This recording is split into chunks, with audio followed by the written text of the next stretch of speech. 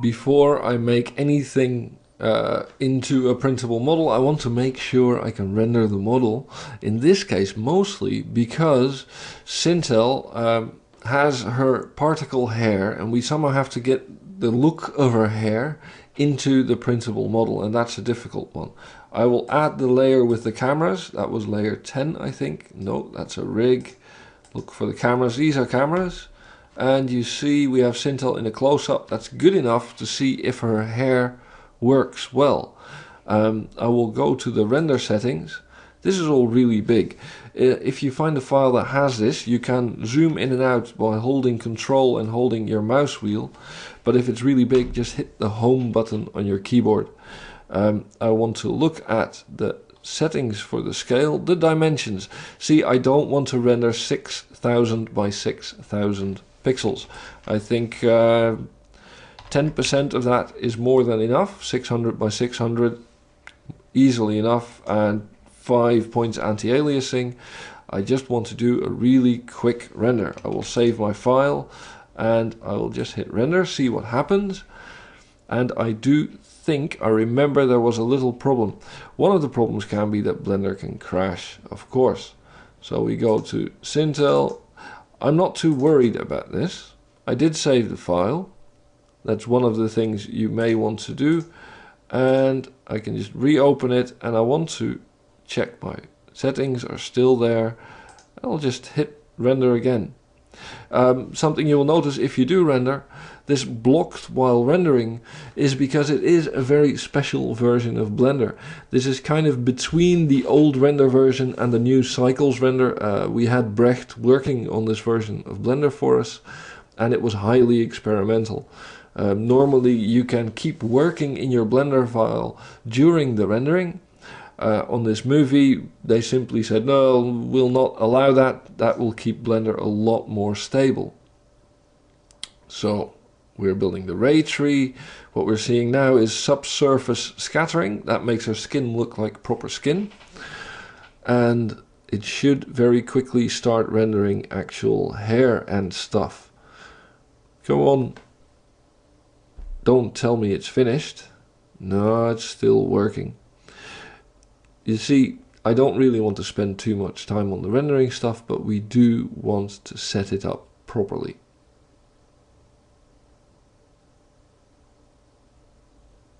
And there we go.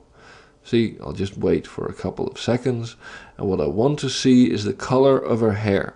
That's the most important thing here. See the texture on the skin, it's all there. That's really nice. We want to make sure that all the textures are working.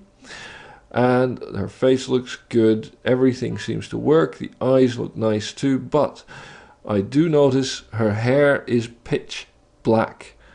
That is a little bit of a problem because I do want her reddish hair as it is in the movie. I want that in the final printable model, and I will need to be able to render it. Okay, we have a result, but we're not quite there. I will escape to stop the render now and go back here, because I think I remember what the problem was. If we select the hair, I will go to the layer with the hair, that was this one, and select it. Let's see, this is the hair shad. It's called on the left bottom, you can see what it's called. Shadow, this is hair emit. And I will look at the material settings. I think I remember that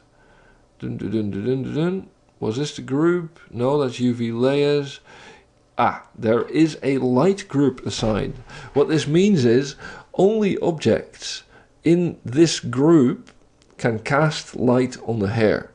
In this case, Sintel underscore hair underscore light. And if we look on the layer with the hair and the lights casting on the hair, these are not in a group. If they were in a group, like, let's see, this thing is in a group, I can tell because it's green. And if we look at the object, yep, it is in the Sintel hair light group. It's not a light though, it is the final object. This little empty called final was there to show which layers to use when rendering. So we need to add this to the group. All of these lights need to be in Sintel. It's in the list already. Sintel hair light. So if we add these to Sintel hair light, here we go, Sintel hair light. I'll get Sintel in there. I'll forget about all the other stuff.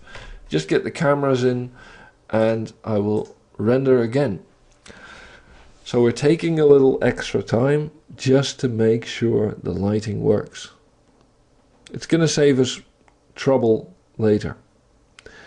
Of course, to create the hair, we need to create a mesh. Everything we do should be made of meshes, not of particles. And I think what I did here was I downloaded a version. There is a light version of Sintel that you can download from the internet. That's a little bit easier to work with than this one as well, but it doesn't have everything that this one has. But I think I found one that had mesh hair, and I used that and modified it. It was all Creative Commons anyway, modified that and later baking this hair on top of it.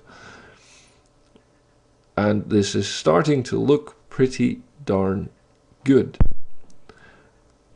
It's rendering. We don't have the nice red pixels anymore to show us the progress of the render, and Sintel has nice red hair. So we fixed it and we're ready to move on to the next bit.